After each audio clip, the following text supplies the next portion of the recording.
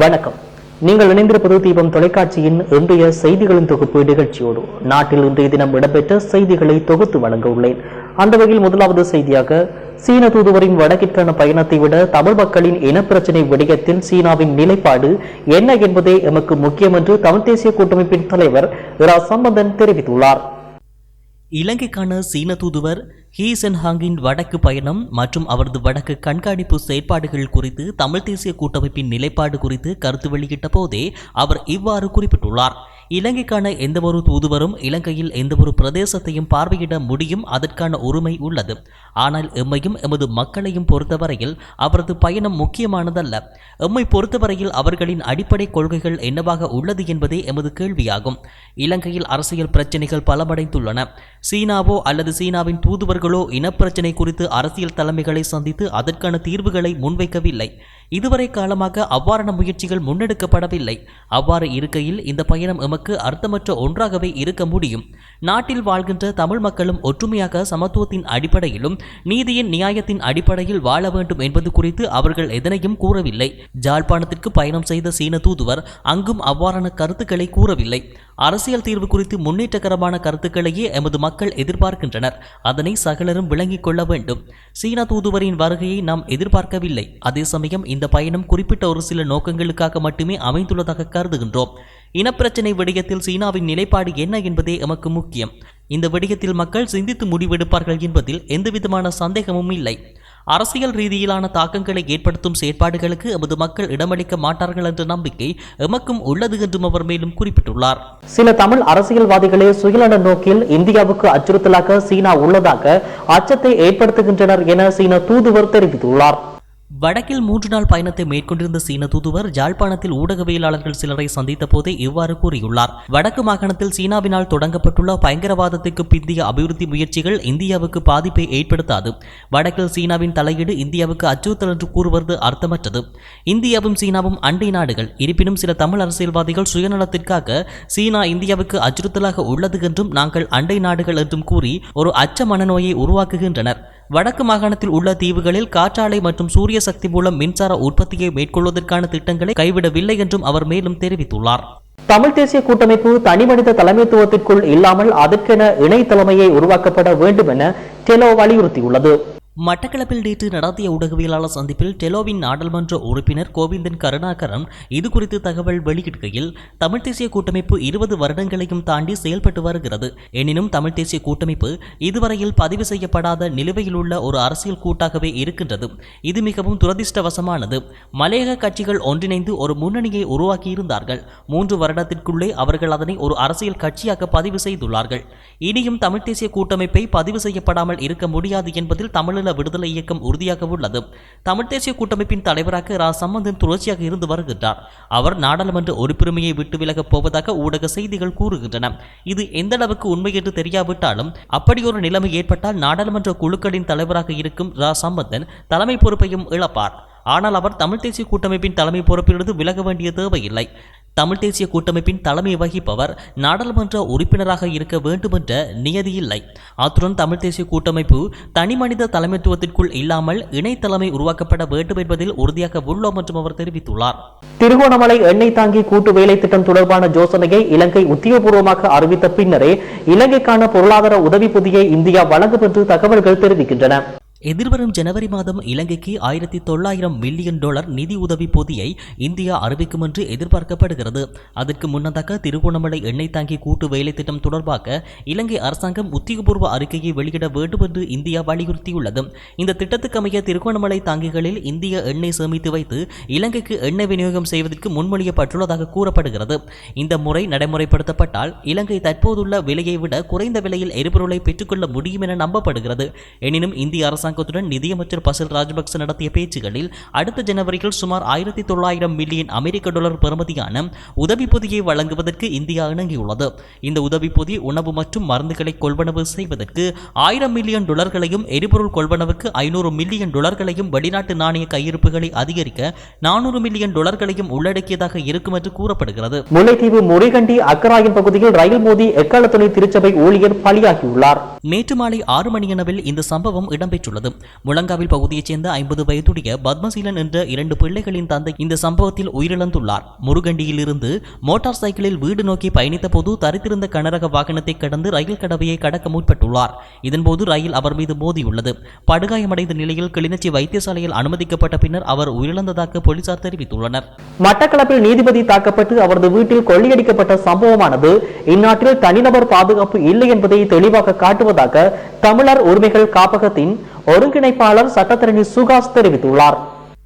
குறித்த சம்பவம் தொடர்பாக அவர் தெரிவிக்கையில், நேற்றைய தினம் மட்டக்களப்பு மாவட்ட நீதிபதி தாடா கருணாகரன் வீட்டிற்குள் நுழைத்து நீதிபதி மீதே தாக்குதல் நடத்தி அவர் மனைவியின் தாலிக்கொடியை அறுத்த சம்பவத்தினூடாக இந்நாட்டில் தனிநபர் பாதுகாப்பு இல்லை என்பது தெளிவாக காட்டுகிறது. இந்த சம்பவத்தை கடுமையாக கண்டிக்கின்றேன். மேலும் நாட்டில் உள்ள சகல சட்டத்தரணிகள் சங்கங்களும் உடனடியாக கூடி காத்திரமான நடவடிக்கைகளை உடனடியாக எடுக்குமாறு உரிமையுடன் கோருகின்றோம். நீதியை நிலைநாட்ட வேண்டிய நீதிபதிகளின் பாதுகாப்பே கேள்விக்குறியாகும் போது சாதாரண மக்களின் பாதுகாப்பும் கேள்விக்குறியாகும். சாதாரண மக்களின் பாதுகாப்பு பற்றி புரிந்து கொள்வதற்கு வெகு நேரம் ஆகாது என்பதை தமிழர் உரிமைகள் கண்காணிப்பு இத்தருணத்தில் சுட்டிக்காட்டுகின்றது. எல்லை தாண்டி மீன்பிடித்ததாக ராமேஸ்வரம் மீனவர்கள் 43 பேரை இலங்கை கடற்படை கைது செய்துள்ளது.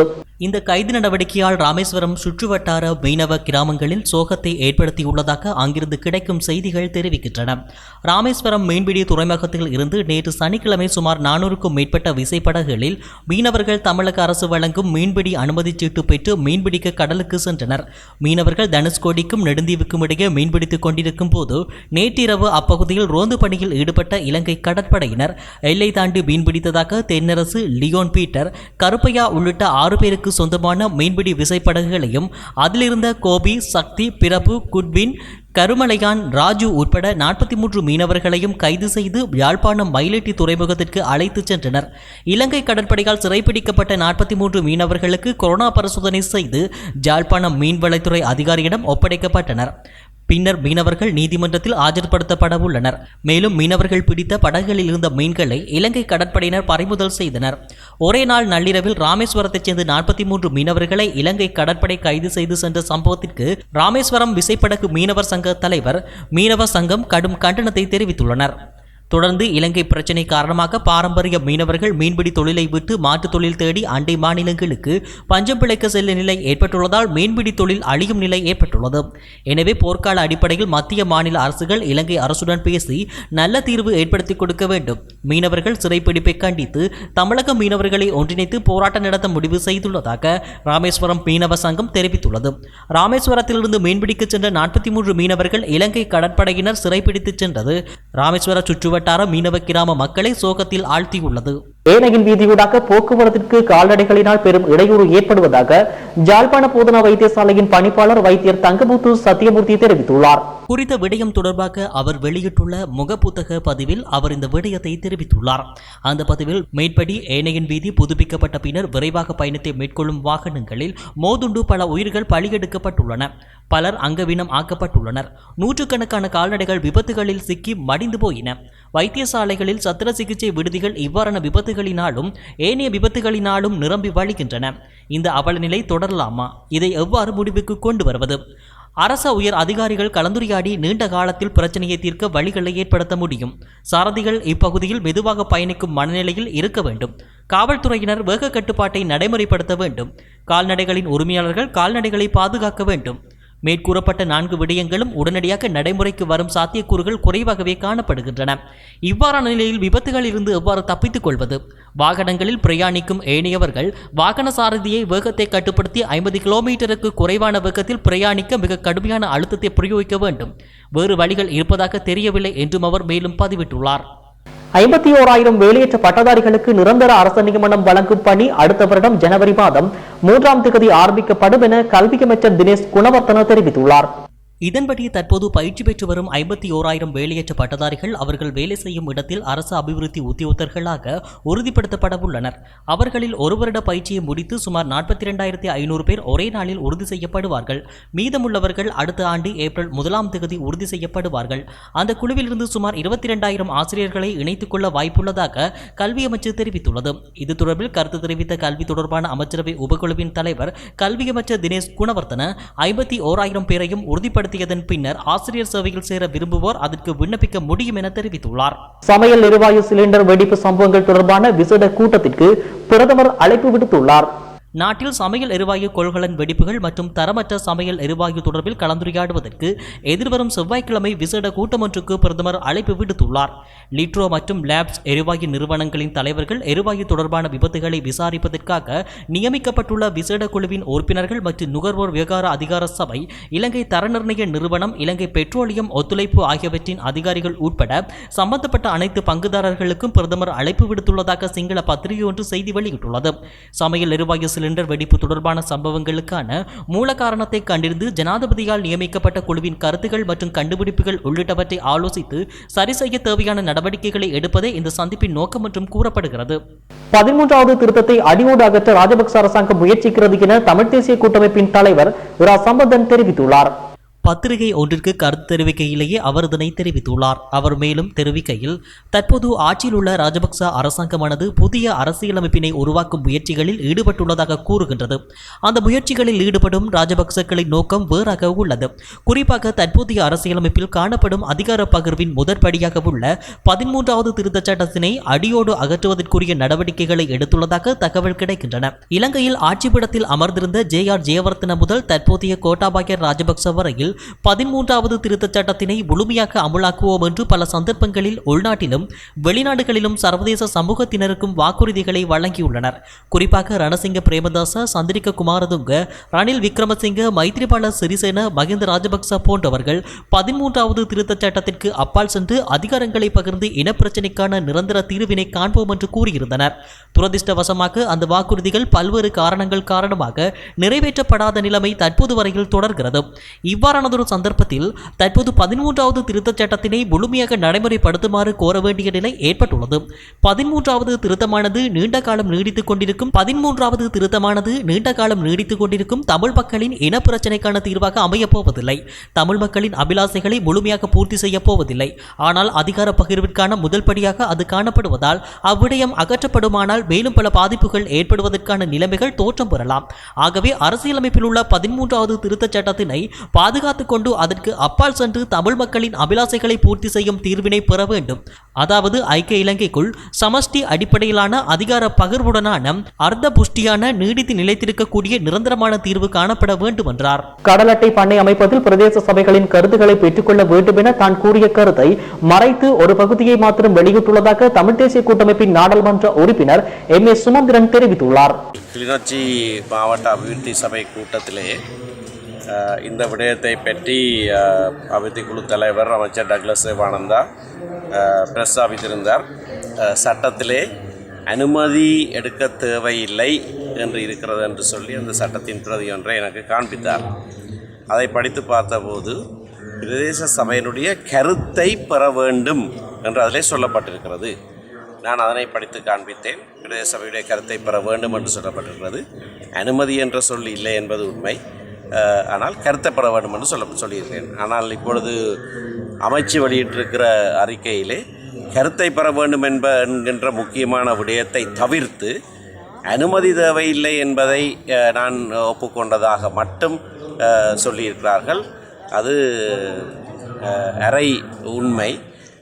முழுமையான விடயம் என்னவென்று சொன்னால் பிரதேச சபையுடைய கருத்தை கட்டாயமாக பெற வேண்டும். ஒரு அமைப்பினுடைய கருத்தை பெற வேண்டும் என்று சட்டம் நிர்பந்திக்கிற போது அதை வெறுமனே பெற்றுவிட்டு அதனை கவனிக்காமல் நடந்து கொள்ளலாம் என்ற அர்த்தம் கிடையாது. கருத்தை பெறுவதற்கான காரணம் அந்த கருத்தை உள்வாங்கி அதில் இருக்கிற நியாயங்களை பரிசீலித்துத்தான் முடிவு எடுக்க வேண்டும்.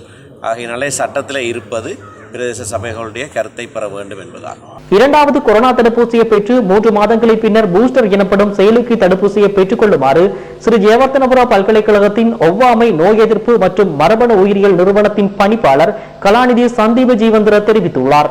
அந்த பதிவில் நாட்டில் பயன்படுத்தப்படும் கொரோனா தடுப்பூசிகளினால் உருவாக்கப்படும் நோய் எதிர்ப்பு சக்தி 3 மாதங்களில் குறைவடைவதாக சுட்டிக்காட்டினார். அதற்கமைவாக சைனோவாம் தடுப்பூசியினால் உருவாக்கப்படும் எதிர்ப்பு சக்தியே விரைவாக குறைவடைகின்றமை ஆய்வுகளில் தெரிய வந்துள்ளது. இரண்டாவது தடுப்பூசியான மொடோனா தடுப்பூசியை பெற்றுக்கொண்டவர்களில் நோய் எதிர்ப்பு சக்தி அதிகமாக உள்ளதாக கலாநிதி சந்தீப ஜீவந்திர மேலும் தெரிவித்துள்ளார். இதனைத் தொடர்ந்து ஸ்புட்னிக் வி, அஸ்ட்ராஜெனகா மற்றும் ஸ்புட்னிக் வி முதலாம் தடுப்பூசிகள் முறையே எதிர்ப்பு சக்தியை அதிகமாக வெளிப்படுத்தியுள்ளன. சைனோவாம் தடுப்பூசி தற்போது அதிகளவில் பயன்படுத்தப்படும் கொரோனா தடுப்பூசியாகும். இலங்கையில் வைத்தியசாலையில் சிகிச்சை பெறுபவர்களின் எண்ணிக்கை மற்றும் மரணித்தவர்களின் எண்ணிக்கை என்பன குறைவடைந்தமைக்கு சைனோவாம் தடுப்பூசி சிறந்த பங்களிப்பை வழங்கியுள்ளதாகவும் அவர் குறிப்பிட்டுள்ளார். எவ்வாறாயினும் முதல் 2 தடுப்பூசிகளையும் பெற்று கோவிட்-19 தொற்று உறுதியானவர்கள் 6 மாதங்களுக்கு பின்னர் பூஸ்டர் எனப்படும் செயலூக்கி தடுப்பூசியை பெற்றுக்கொள்ள முடியும் என ஸ்ரீ ஜெயவர்தன பல்கலைக்கழகத்தின் ஒவ்வாமை நோய் எதிர்ப்பு மற்றும் மரபணு உயிரியல் நிறுவனத்தின் பணிப்பாளர் கலாநிதி சந்திம ஜீவந்திர தெரிவித்துள்ளார். இலங்கை தமிழரசு கட்சியின் அரசியல் குழு கூட்டம் நாளை திங்கட்கிழமை முற்பகல் 10 மணிக்கு நடைபெறவுள்ளது. கடந்த 12ஆம் தேதி கொழும்பில் நடைபெற்ற தமிழ் பேசும் கட்சிகளின் கூட்டத்தின் போது 13ஐ வலியுறுத்தி எழுத்து மூலமாக கோரிக்கையை முன்வைப்பதற்கு இணக்கப்பாடுகள் எடுக்கப்பட்டுள்ளன. இக்கூட்டத்திற்கு தலைமை தாங்கிய தமிழ் தேசிய கூட்டமைப்பின் தலைவர் இரா சம்பந்தன் இலங்கை தமிழரசு கட்சியின் சம்மதத்தினை பெறுவதற்கு முனைப்புகளை செய்துள்ளார். அதன் அடிப்படையிலேயே நாளைய தினம் கொழும்பில் உள்ள இரா சம்பந்தனின் இல்லத்தில் கூட்டம் நடைபெறவுள்ளது. இதன்போது டெலோவின் முன்னெடுப்பில் 13வது திருத்தச் சட்டத்தினை முழுமையாக நடைமுறைப்படுத்துமாறு இலங்கை அரசாங்கத்தினை வலியுறுத்துமாறு இந்திய அரசாங்கத்திடம் கோருவதற்கான எழுத்து மூலமான வரைவினை இறுதி செய்வதற்கான நடவடிக்கைகள் முன்னெடுக்கப்பட்டுள்ளன. இந்த செயற்பாட்டில் இலங்கை தமிழரசு கட்சியின் நிலைப்பாட்டினை எடுப்பதற்காக இந்த கூட்டம் நடைபெறவுள்ளது. இதன்போது தமிழரசு கட்சி 13வது திருத்தச் சட்டம் தொடர்பில் தமிழரசு கட்சியின் அரசியல் குழு உறுப்பினர்கள் தமது நிலைப்பாடுகளை கட்சித் தலைவர் மாவை சேனாதிராஜாவிடத்திலும் சம்பந்தனிடத்திலும் வெளிப்படுத்தவுள்ளமை குறிப்பிடத்தக்கது. முக்கிய தீர்மானங்களை எடுக்கும் அமைச்சரவை கூட்டம் நாளை இடம்பெறவுள்ளது. அமைச்சரவை தீர்மானங்களை வெளியில் விமர்சிக்கும் நாட்டின் அரசியல் மற்றும் பொருளாதார நெருக்கடிகளுக்கு மத்தியில் அரசாங்கம் பல முக்கியமான தீர்மானங்களை முன்னெடுக்க உள்ளதாக அரசாங்கத்தின் தரப்பில் தெரிவிக்கப்படுகிறது. அதற்கமைவாக நாளைய தினம் முக்கியமான தீர்மானங்களை ஆராயும் விதமாக ஜனாதிபதி கோட்டாபாய ராஜபக்ச தலைமையில் அமைச்சரவை கூட்டம் கூடுகின்றது. நாட்டின் நிதி நெருக்கடி நிலைமைகளுக்கான தீர்வுகள், புதிய ஆண்டின் அமைச்சரவை மற்றும் அரசு அதிகாரிகளின் மாற்றங்கள் குறித்து ஆராயவும் முக்கிய தீர்மானம் எடுக்கும் வகையிலும் குறித்த அமைச்சரவை கூட்டம் கூட உள்ளது. அதேபோல அமைச்சரவையில் சில முக்கிய மாற்றங்கள் ஏற்படும் என தெரிவிக்கப்படுகின்ற நிலையில் அடுத்த ஆண்டில் இந்த மாற்றங்கள் ஏற்படுவதற்கான சாத்தியப்பாடுகள் அதிகமாக இருப்பதாக கூறுவதுடன் நாளைய தினம் அதற்கான கலந்துரையாடலும் இடம்பெறலாம் எனவும் கூறப்படுகிறது. இத்துடன் இன்றைய செய்திகளின் தொகுப்பு நிறைவடைகின்றன. தொடர்ந்தும் தீபம் தொலைக்காட்சியோடு இணைந்திருங்கள். வணக்கம்.